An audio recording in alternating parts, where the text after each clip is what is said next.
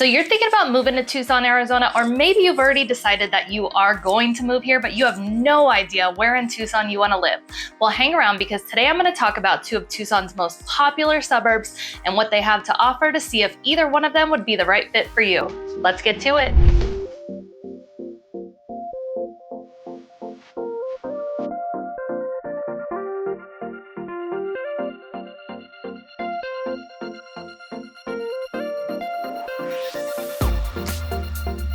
Welcome back, or if you're new to this channel and you want to learn everything from A to Z about living in Tucson AZ, then click subscribe and tap that bell for notifications so you can be the first to learn about the current market in Tucson, Arizona. Hi, I'm Jennifer Smith, and my husband Dustin and I have helped hundreds of people just like you move to and from Tucson, Arizona. So whether you're moving here in 12 days, 12 weeks, 12 months, we've got you covered. Give us a call, shoot us a text or an email, and let us help you make that smooth move to Tucson, Arizona.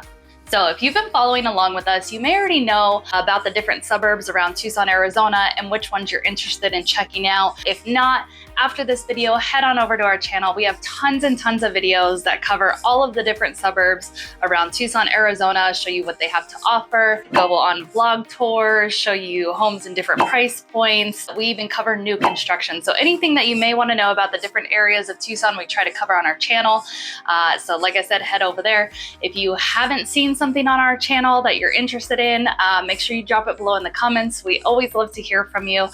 For today's video though, we're going to do a quick comparison of two of Tucson's most popular suburbs and what they have to offer and why people are usually torn between them. Those two suburbs are Vail and Catalina Foothills. So before we jump into the video, I want to take you inside my computer real quick and show you where those two suburbs are located. So let's head on in. All right, so here we are in my computer. Just so I can give you a quick idea of where Vail is, where Catalina Foothills is in relation to Tucson. So as you can see, started zoomed out here on the map, this is the greater Tucson area.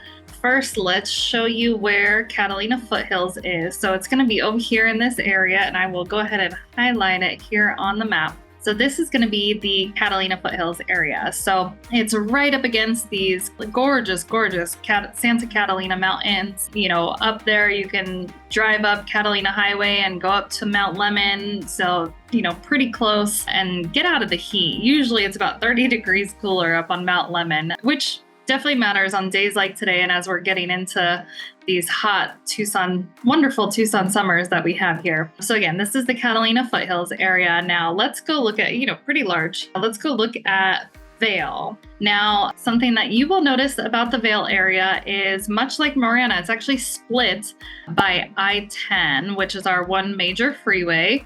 So you can see here's I-10 that runs right through the middle. The great thing about that is it's a lot closer if you need to go travel down I-10 somewhere for work or get over to the airport versus Catalina Foothills, again, because you're within about 15 minutes of I-10, depending on where you live in Vail. So again, as you can see, now my issue with this map here, let me exit out of this, is it really does not show you the full Vail area. So one of the interesting facts here is if you are north of Old Spanish Trail, you will see that some of Vail actually comes up as 85747 and will show as Tucson rather than Vail. So a lot of the areas up here, even though this is considered Vail and you'll be Vail School District, it may have that 85747 zip code. So we do look at that and include that. And I don't know why Google does this, but it doesn't include this whole area right here, which is also Vail. So if you take all of that into account, Vail is actually quite large, and in my opinion, a lot larger than Catalina Foothills. Now it is a lot more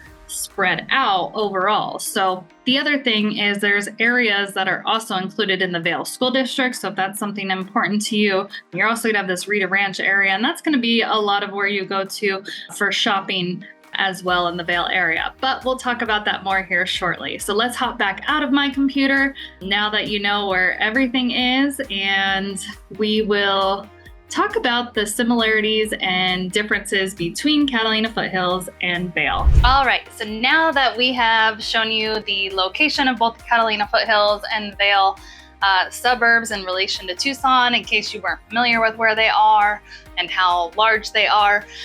Let's talk about some of the similarities of why these are two of the most popular suburbs that people are comparing between, at least a lot of the clients we've worked with now and in the past. And then we'll get into some of the main differences that may help you make a decision between the two. So to start off, for similarities, one of the main things that we hear from our clients, again, that we've worked with, we're working with currently or we've worked with in the past, is the school district. So both Catalina Foothills and Vail have highly ranking, award-winning school districts here in the Tucson area. So to really dive into that, if school district is important to you, definitely do your research. We usually recommend greatschools.org and niche.com to start in helping look at the difference between the school districts around Tucson and in the different suburbs. So those are great resources.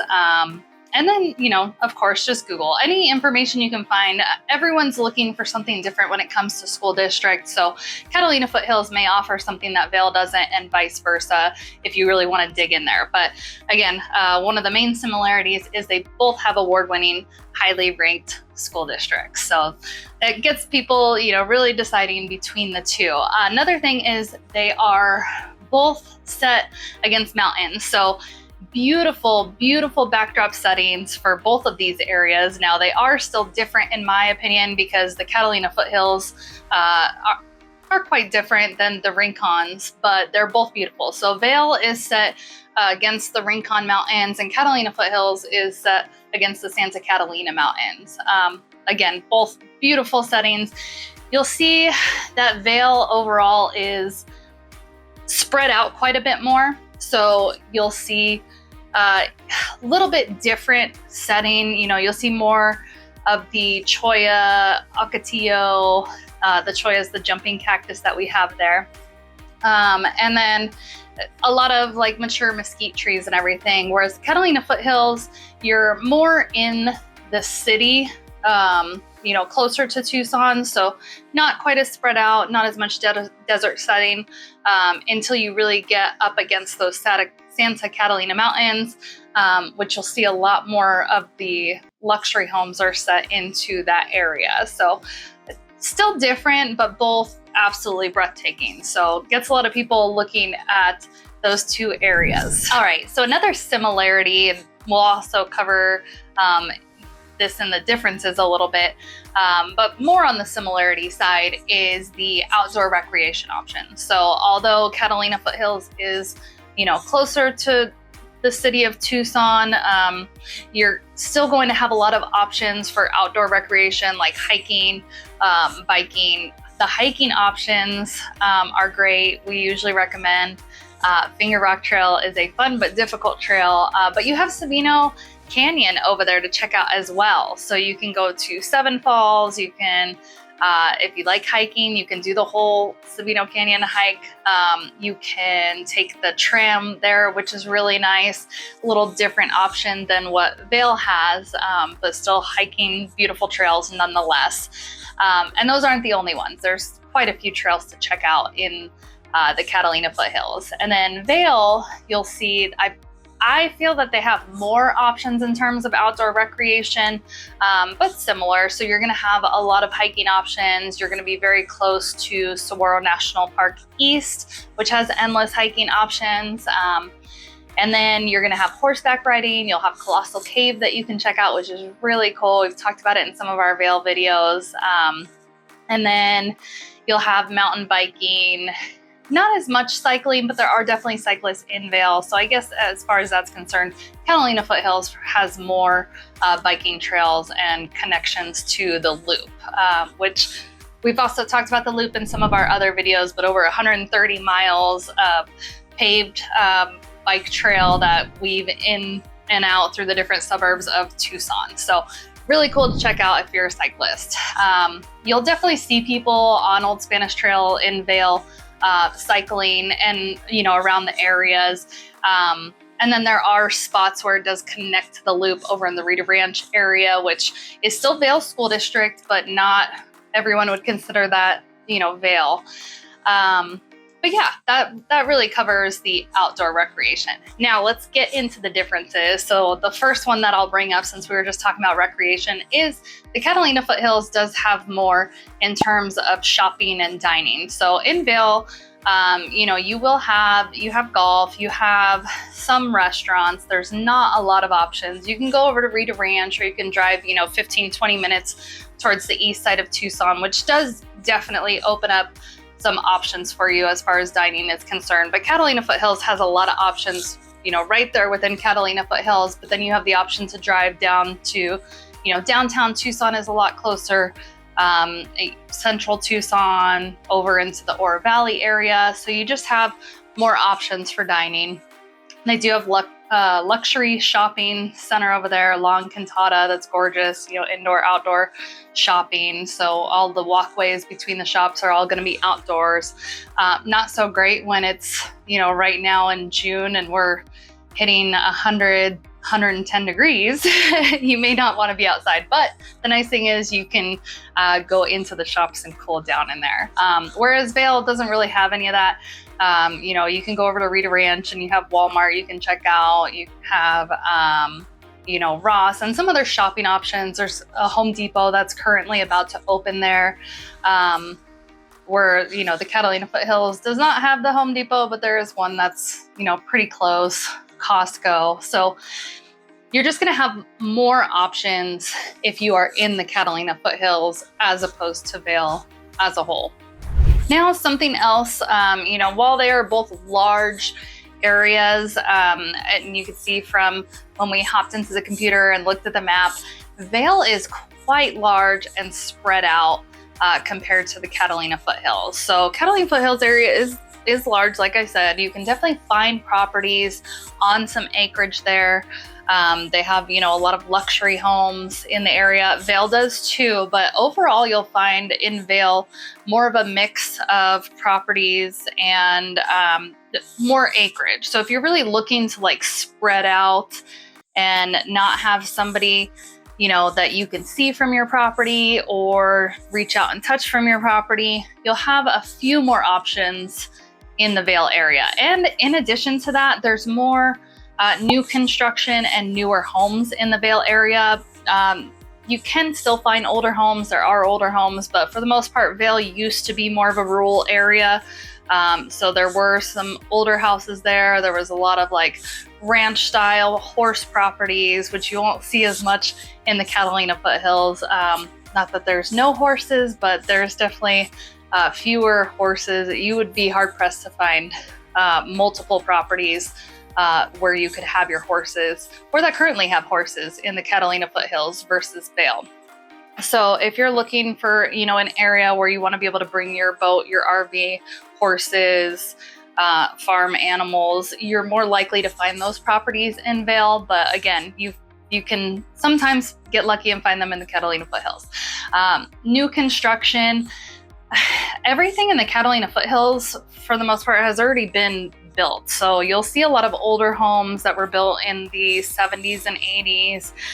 But there are people that have, torn down homes and built brand new homes, or owned land. And there is still some land, just not as much, where you can buy the land and build. You're going to see more custom properties being built in the foothills, though, when you see homes being built on land.